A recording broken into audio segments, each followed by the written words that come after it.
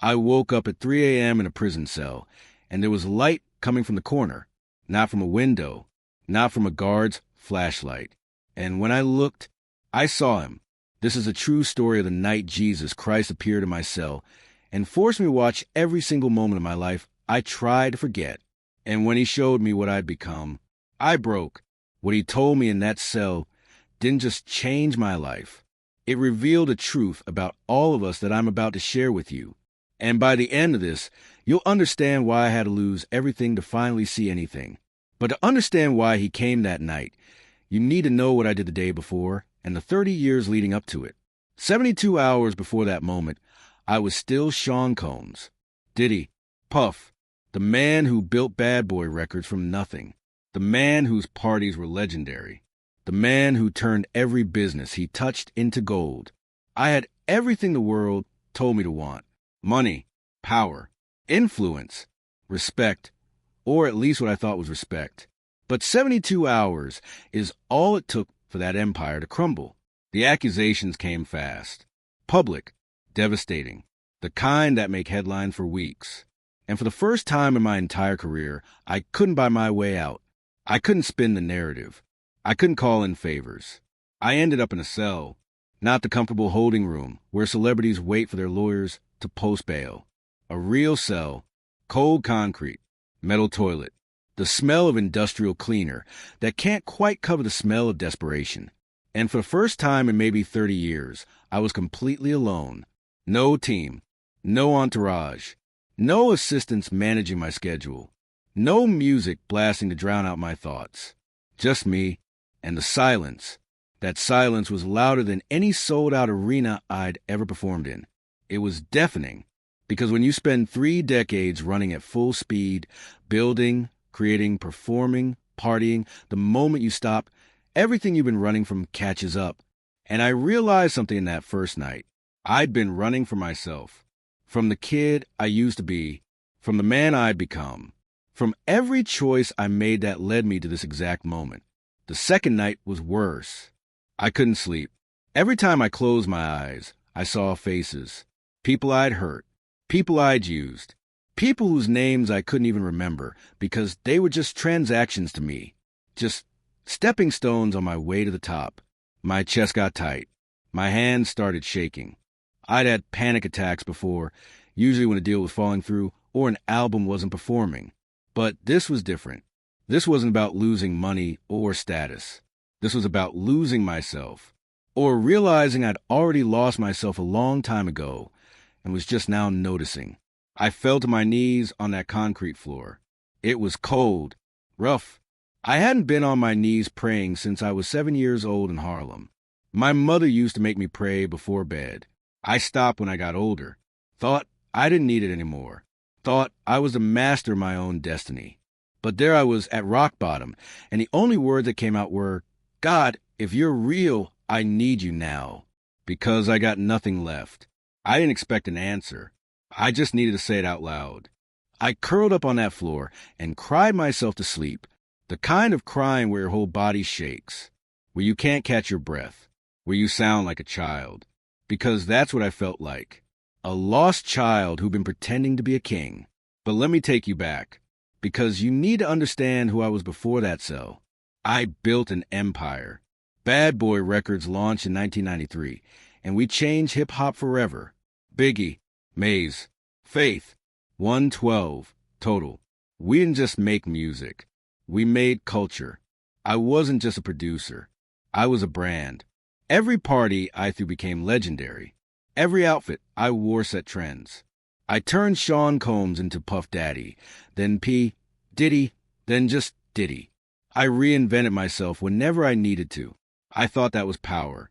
The ability to control my own narrative. To always stay relevant. The money came. Then more money. Mansions. Private jets. Yachts. I'd walk into a room and everyone would turn. That's what I wanted. To never be invisible again. Because when I was a kid in Harlem, I was invisible. My father was killed when I was 3. Shot in his car. My mother worked multiple jobs just to keep us afloat. I watched her sacrifice everything, and I promised myself I'd never be powerless like that. I'd never let the world overlook me. So I chased power with everything I had. And I got it. But here's what they don't tell you about power. It's never enough. You get a little and you want more. You get more and you need to protect it. You protect it. And you start seeing everyone as either an asset or a threat. People stop being people. They become transactions, opportunities, obstacles. I had relationships that looked perfect on the outside. But behind closed doors, I was controlling, manipulative. I needed to be the center of everything. If you weren't useful to me, you didn't exist. If you challenged me, I'd cut you out. I told myself it was just business. That's what successful people do. They make tough choices. But the truth is, I was terrified. Terrified that if I showed weakness, if I let people see the real me, the broken kid from Harlem, they'd abandon me. So I abandoned them first. I kept everyone at arm's length, even my own children, especially my own children. There was this one moment, about 10 years before the cell. My son had a recital at school. He'd been practicing this piano piece for months. He was so excited. He'd call me every day leading up to it, asking if I'd be there. I promised him I would, but the day of the recital, I had a business meeting, a big one, a deal that could net me millions. I convinced myself I had no choice, that he'd understand, that I was doing this for him, for the family, to secure our future. So I missed it. I sent an assistant with a gift and a note. I watched my son's face fall when I told him that night over the phone. He said, "It's okay, Dad," but I heard in his voice the disappointment, the realization that he wasn't the priority. I told myself I'd make it up to him, but I never did. There was always another meeting, another deal, another reason why my empire mattered more than the people building it with me. I remember a woman I worked with, brilliant, creative. She trusted me. We were partners on a major project, and she brought ideas that could have changed everything. But halfway through, I saw an opportunity to cut her out and take full credit. More profit for me, more control. So I did it. I restructured the deal, brought in lawyers, buried her in paperwork until she had no choice but to walk away. I told myself it was just business, but I saw her face when she realized what I'd done. Betrayal, not just professional, personal, because she trusted me, and I weaponized that trust. I didn't think about it again for years. Why would I? I won. The project was a success. I made millions. Her name was forgotten. That's what winners do, right? They win. But sitting in that cell, her face came back to me, and I realized something. I didn't win. I just became someone else's villain. There were so many moments like that. A young artist I signed who had raw talent. He looked up to me like I was a god.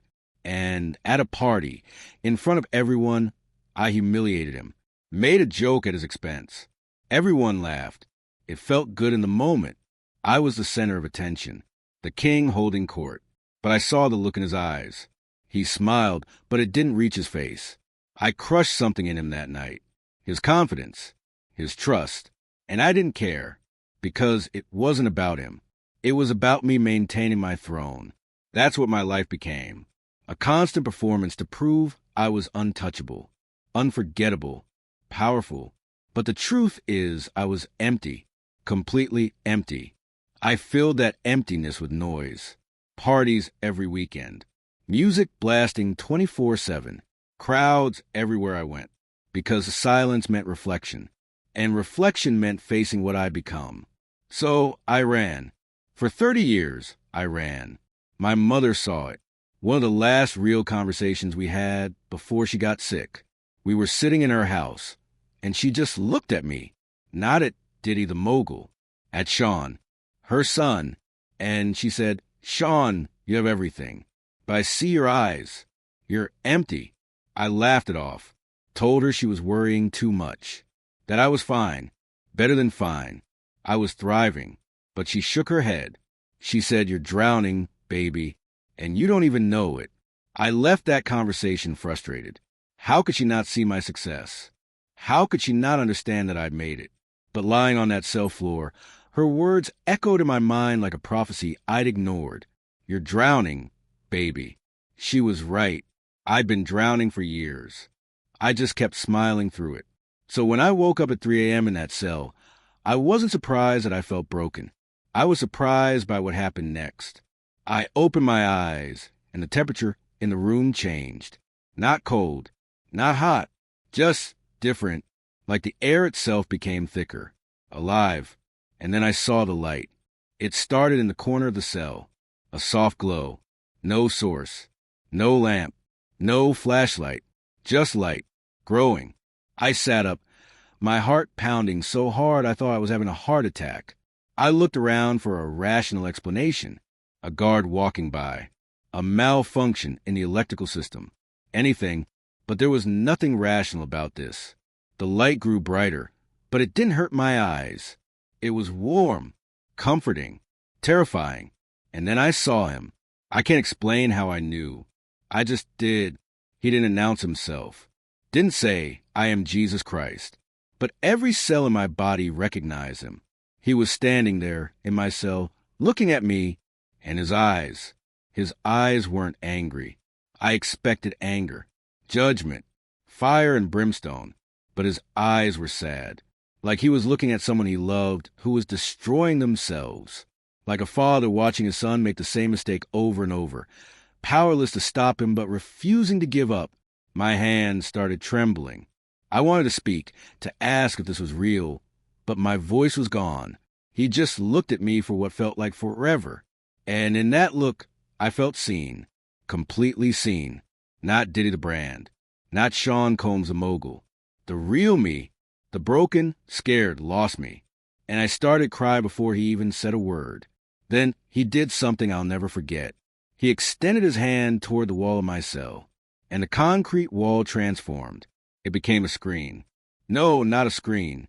It became alive, a living, breathing window into my past. And the first scene he showed me, I'd buried it for 25 years. It was a memory I'd trained myself to forget. A night in the late 90s, right after Bad Boy was taking off. I was at the height of my power. There was a man, a mentor figure who'd helped me early on. He'd given me advice, made introductions, believed in me when no one else did. And when I got successful, I cut him out. He'd asked to be a part of a project. Not for money, just to be involved. To see the dream we'd talked about come to life. And I told him no, not directly. I just ghosted him. Stopped returning calls. Had my assistant tell him I was too busy.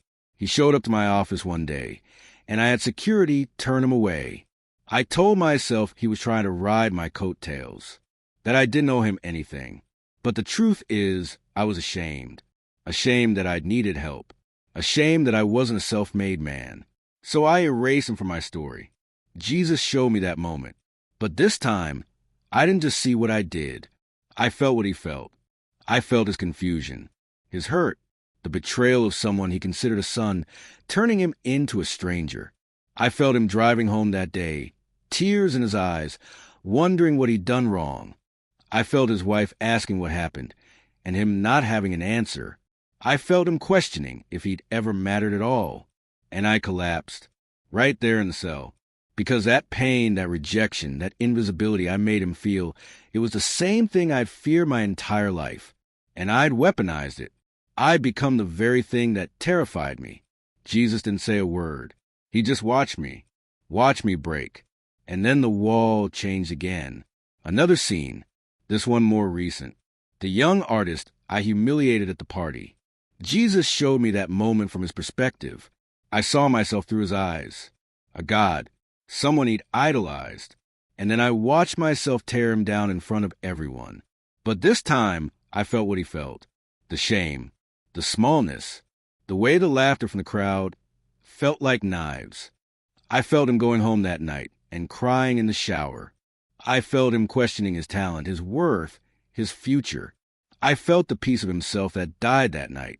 The innocence, the belief that if you worked hard and respected the right people, you'd be okay.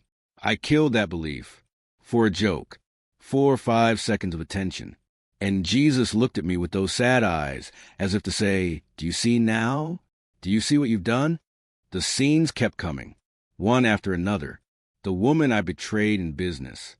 I felt her sitting in her apartment, staring at the contract I'd manipulated, realizing she'd lost everything. I felt her calling her family to tell them she'd failed. I felt the years of her rebuilding her life, the bitterness she carried, the trust she'd never fully give again. My son at his recital, playing the piano, his eyes scanning the crowd for me, the hope dimming with each passing minute, the forced smile when he saw my assistant instead, the way he stopped calling me as much after that, the distance that grew between us. Every single person I'd used, manipulated, ignored, or destroyed, Jesus showed me every single one. And with each scene, I felt their pain as if it were my own, because it was my own. I'd been inflicting on others the exact wounds I carried, and I never saw it until that moment. I was sobbing so hard I couldn't breathe. My chest was heaving. Snot running down my face. I looked like a child. I sounded like a child, because that's what I was. A broken child who'd spent 30 years pretending to be a king. And then Jesus showed me one final scene. It was me, 7 years old. Harlem, my small bedroom. I was kneeling by my bed, hands folded, praying. I remember that night. It was a week after my father's funeral. My mother was working late. I was alone, scared. I prayed, God, please make me important. Please make people see me. Please don't let me be invisible. I'd forgotten that prayer. But God hadn't. Jesus turned to me, and for the first time, he spoke. His voice wasn't loud. It was gentle, calm, but it filled every corner of that cell, every corner of my soul. He said, I answered that prayer, Sean. I gave you everything you asked for. I made you important. I made people see you. But you used it to become exactly what you feared, invisible to the people who needed you to see them. Those words shattered me, because they were true. I'd spent my entire life trying not to be overlooked, and in the process, I overlooked everyone else. I made them feel invisible, unimportant, disposable. I'd become my own worst nightmare. I collapsed completely, face on the floor, wailing. Not the crying you do when you're sad. The crying you do when something inside you breaks beyond repair, and the only way forward is to let it all out. I cried until I had nothing left, until my body was just empty, and then I felt a hand on my shoulder. Jesus had knelt down beside me, on the dirty floor of a prison cell, the King of Kings, on his knees next to a broken man. And he said, I didn't come here to condemn you, Sean. I came because you finally asked me to. You're not too far gone, but you have to choose. Keep building monuments to yourself, or start rebuilding the people you broke. I looked up at him, and I saw it again, that sadness in his eyes, but also hope. Like he was saying, I see what you've done, but I also see what you can become. And for the first time in my life, I believe that maybe, just maybe I could change. Not for my image, not for the public, but because I wanted to be someone different, someone real. Jesus stood up, and the light began to fade. I reached out, desperate. Wait, I said. What do I do? How do I fix this? He looked back at me one last time and said, You already know. Start with the truth. And then he was gone. The cell was dark again, cold, empty. But I wasn't the same man who'd fallen asleep on that floor hours earlier. Something in me had died. And something else, something I didn't know was possible, had been born. When I woke up the next morning, I thought maybe I dreamed it. But the feeling was still there. The weight of what I'd seen. What I'd felt. I couldn't unsee those faces. I couldn't unfeel their pain. And I didn't want to, because for the first time, I understood my success meant nothing if it was built on other people's suffering. My empire was a graveyard of broken relationships and shattered trust. And Jesus had given me a choice. Keep pretending or start rebuilding. I chose to rebuild. It started small. I asked for a pen and paper. I started writing letters. Not public apologies crafted by a PR team. Real letters. To the mentor I'd ghosted, I wrote, I erased you from my story because I was ashamed I needed help. You deserve better. I'm sorry. To the young artist, I wrote, I humiliated you to feel powerful. I took something from you that night. I can't give it back, but I see it now. And I'm sorry. I wrote to my son. I didn't make excuses. I just told him the truth. I chose my empire over you. I made you feel invisible. That was my failure, not yours. I'm sorry. I don't know if any of them will ever read those letters. I don't know if they'll forgive me. Some won't. Some can't. And I have to live with that. But I'm not writing for forgiveness. I'm writing because Jesus showed me the truth, and I can't unsee it. This isn't a Hollywood ending. I didn't walk out of that cell a changed man with everything fixed. The accusations are still there. The damage is still done. Some bridges can't be rebuilt. But I'm different. I'm doing the work. Real work. Not for cameras. Not for redemption arcs. For me. For the people I hurt. For the man I want to become. I started reading the Bible. The one I'd ignored my entire life. I thought it was for weak people. People who needed a crutch. But sitting in that cell, I realized I was the weak one. I'd built a fortress around myself because I was terrified of being vulnerable. And that fortress became my prison long before I ever saw the inside of a real cell. Jesus didn't give me a sermon that night. He gave me a mirror, and in that mirror, I saw 30 years of running. Running from pain, from truth, from myself. I saw the kid from Harlem who just wanted to matter, and I saw the man who'd sacrificed everyone and everything to prove he did. But mattering isn't about how many people know your name. It's about how you make people feel when they're with you. And I'd made people feel small, used, forgotten. Jesus showed me that every person I hurt myself, because we're all connected. Every pain I caused rippled out and came back to me. I just couldn't see it until he forced me to. Now I see it everywhere. I see the faces of people I walked past without acknowledging. The assistants I treated like machines. The family members I only called when I needed something. I see all of it. And it's heavy, but it's also a gift, because now I have a chance to do something different. I'm calling my kids, not to tell them what to do, to listen, really listen.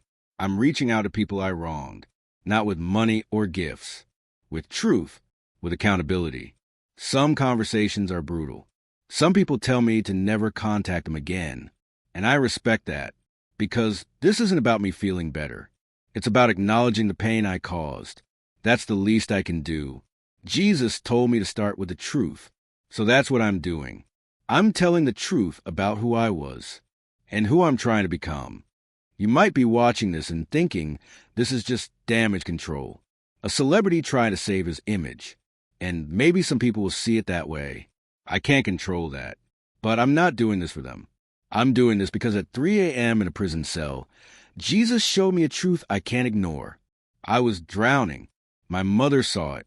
God saw it. And I finally saw it too. This isn't about religion. You don't have to believe what I believe.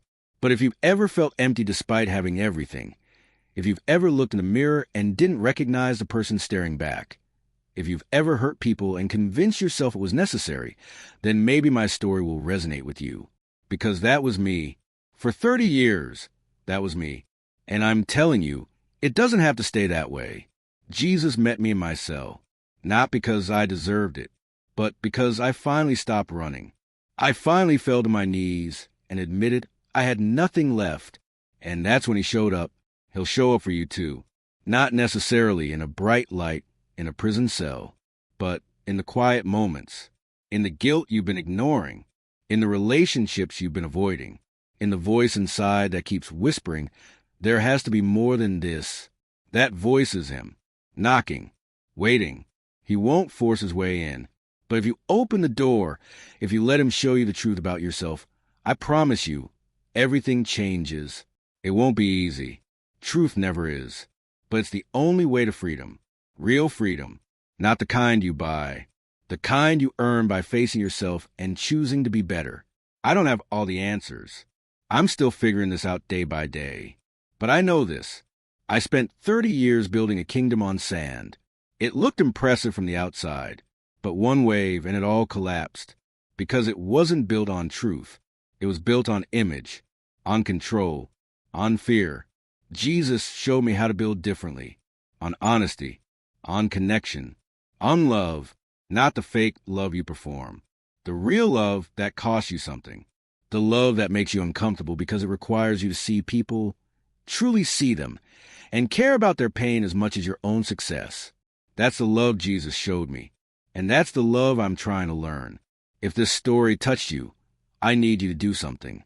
Not for me, for yourself. Hit that subscribe button. Not because I need the numbers, but because I'm going to keep sharing this journey. The real one, not the highlight reel. The messy, uncomfortable, honest one. And maybe, just maybe, my mess can become your message. Maybe my mistakes can help you avoid yours. Share this video with someone who needs to hear it. You know who they are. The person who's drowning, but pretending to swim. The person who's empty, but performing fullness. Send it to them. Not as judgment, as a lifeline. Because that's what Jesus gave me. A lifeline when I didn't deserve one. And I want to pass it on. Next week, I'm going to tell you about the phone call I made 3 days after that night. The person I called, I hadn't spoken to them in 15 years. What they said changed everything again. You don't want to miss that. But for now, I'll leave you with this. Jesus met me in my cell. Where will you let him meet you? In your car on the way to work? In your bedroom at 2 a.m. when you can't sleep? In the middle of a breakdown? When you finally admit you're not okay? He's waiting. The question isn't if he'll show up. It's whether you'll stop running long enough to see him. I stopped running, and it saved my life. Maybe it's time you stop too.